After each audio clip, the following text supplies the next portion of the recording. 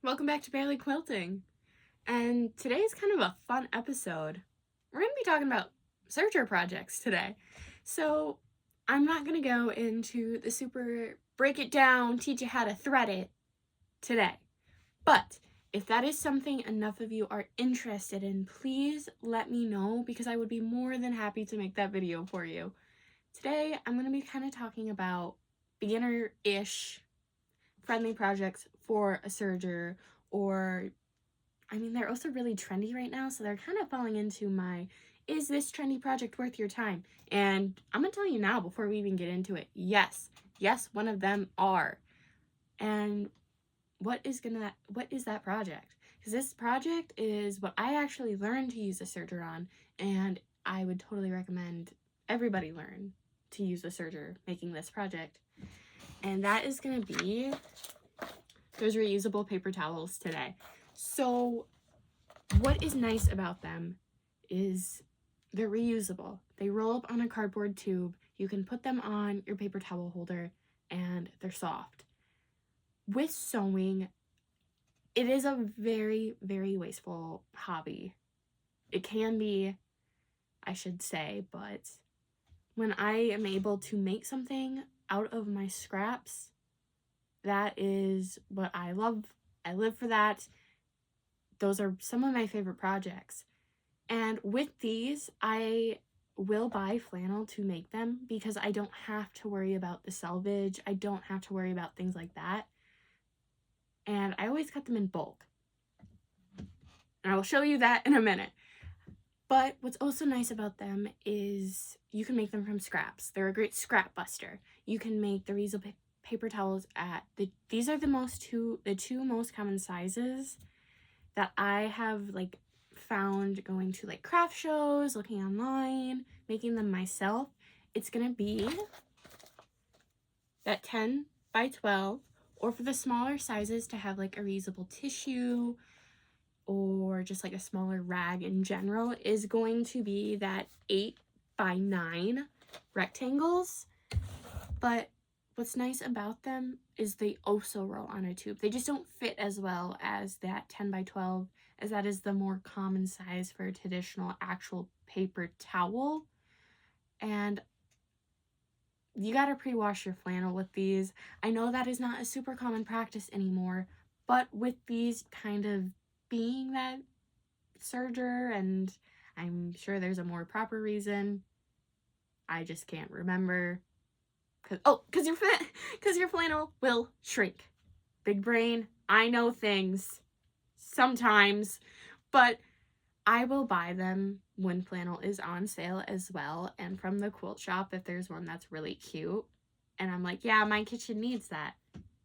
Has my boyfriend asked me, hey, Kendra, do we really need mac and cheese paper towels? Yes, we do, Joey. And there's nothing you can do about it. So we have mac and cheese reusable paper towels. And that's how that went. So I love this project. It's a great beginner learning just the basics of that serger, because you will learn that straight line, where to start so you can run it off. Because if you didn't know with this serger, unlike a traditional sewing machine, you don't cut as close as you can. You actually have to run a tail on the machine so you don't have to rethread it. I'm gonna try to save you what I saved my mom having to rethread it when I was first learning to use a serger because she forgot to tell me. But I always pre-wash my flannel so it's the shrinkage. And I cut them in bulk because I fold them over and then I cut straight lines, cut them, and then usually I get that piece of, I'm not sure what the exact measurements are, that is left from cutting about 4-ish off the yardage, depending on how much you get, obviously, per yard, and the measurements you use. So I'll either make the smaller ones, or you can make reusable makeup removers doing the same thing. It's just the little, think of a circle, little cotton swabs. I cut them on my Cricut, or if you have an Acu cutter, you can cut them on there. But the one thing I do is, I'm not going to show you how to cut these because it's a 10 by 12, and my sewing cutting machine table, yep, that's a word, is currently lost in the abyss of projects. We've been there. We've all done that. But here are going to be those 10 by 12s. But what I have done is I have taken a marker, or you can take a friction pen, totally up to you. I just like to use a marker on some of these like darker fabric colors because I'm pretty blind. But what I do is I take a spool of thread, usually an empty one I've saved, and I line it up and I draw a little mark on all four corners, even-ish. I mean, they're cleaning rags. If someone is judging your cleaning rags, are they really your friend instead of going, oh, those are the cutest? Where did you get them? And then you get to say, I made them. And you get to be proud, because be proud of what you made. Fabric. Children. I don't have a child, so be proud. But I'm going to go ahead and set up to show you how to serge these. Welcome to my machine. Today I'm going to be using my Janome Serger, which is the 8933. And I'm kind of showing you from the front because I'm actually going to turn it around to that side angle so you can see kind of a little better what I'm doing. But another reason I really like this machine, and I'm going to be honest, I don't know if all sergers do this. This goes up and down the thread holder, so it makes storage super easy. If I kind of move, it goes right here on this bookshelf, so super easy to store, not super heavy, but has a good weight to it that it's going to stay down as you are serging. So I'm going to turn it to the side. As you guys can kind of see better at the side angle, and to prove I was being serious, I have some more of those mac and cheese flannels. And I'm kind of going to show you how I do it. So as I said, I go ahead and draw those lines. And then like a traditional sewing machine, it's going to have the needle up lever. So you're going to pull that up and you're going to pick a corner to start near. Not on, but near.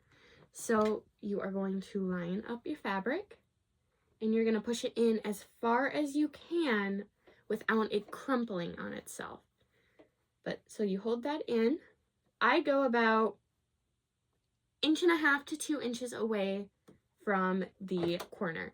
And you need to be very careful because as you can see, there is a blade in there. And if you aren't careful, you can catch your hand on it.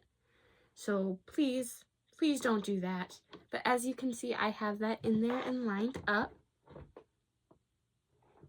So I'm going to go ahead and do that first corner. And I always take corners a bit slower, especially on a serger. Step 1, locate your foot pedal because you have a dog sleeping in a bed under you and they managed to kick it away. And then step 2, you're going to go nice and slow and slowly do that corner.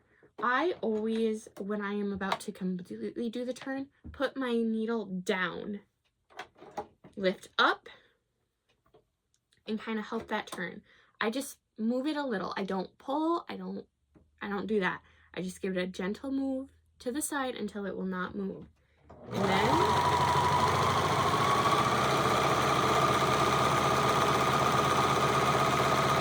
I'm going to do it again. Needle down, slight turn till it won't go anymore, and keep going. And sometimes if I don't feel like I did that turn quite enough, I'll do it again.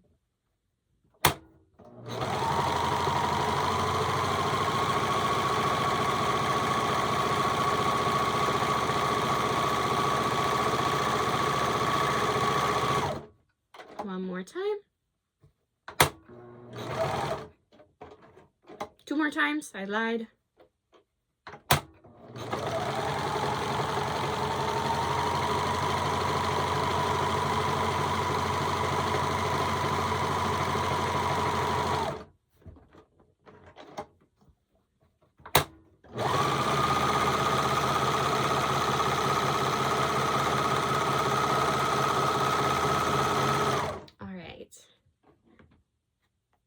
So as you can see, I am about to be right where we started.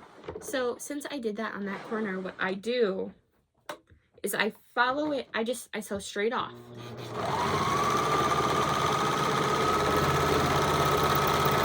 Then don't forget to run that tail. And then we take our scissors and cut. So there we have that serged paper towel. And then I go ahead and give them a good press. And I'm going to show you from the top angle as well. And welcome to that top view of my serger. I'm just going to show you how to start. Those corners are marked, and I'm going to use a darker colored fabric with that lighter color thread, so it's a bit easier for you all to see. But I start about right there. And I always start by putting my needle into the fabric to help hold it. And then I am simply just going to go at a nice slow speed.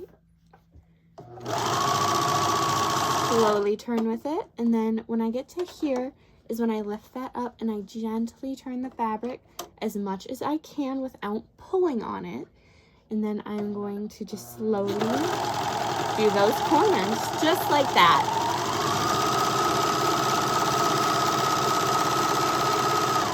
And again, lift it up, give it a good turn, and keep going.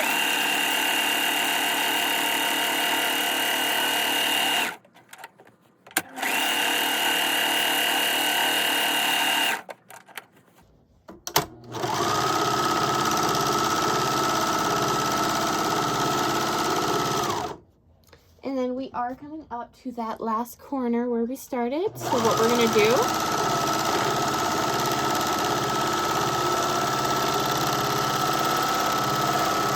is just curl into it. And then always make sure you still have that tail going.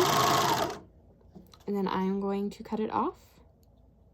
And then I will take a little lighter and then I will just cinch those threads. But other than that, I'm going to give this a good press and then I'm going to show you how we roll them up. I did go ahead and actually make quite a few today, but only show you the one on camera because I would like to show you all how easy they are to roll. So all you're going to do is you're going to take your first towel and you are going to start with a cardboard tube. Ironically, the only cardboard tube I have in my house that will be big enough, because I don't use paper towels anymore, is an embroidery stabilizer. So that's how we roll here. So you kind of just start it and give it a good roll. And once it's kind of covered once over that tube, you take your second towel, which is going to be these adorable bumblebees. And then you just kind of stick it about a quarter of the way onto the towel, and then you just give it another roll. And then we just will keep doing that until you get to all of your towels, or a lot of people do them when in 12 packs and 6 packs, stuff, really whatever you want. You can't mess it up. So I'm just gonna stick that on there and then give it a roll. And then I'm going to, it's my face again, but I just want to show you how super easy it is to pull these off the rolls. All you do is find the towel you need, give it a light pull, and there you go. Super easy, super simple. I don't even buy paper towels anymore. I usually use these, and I don't always necessarily put them back on the roll. I do a lot of them, and then some I do like 50-50, half on the roll, half in the drawer.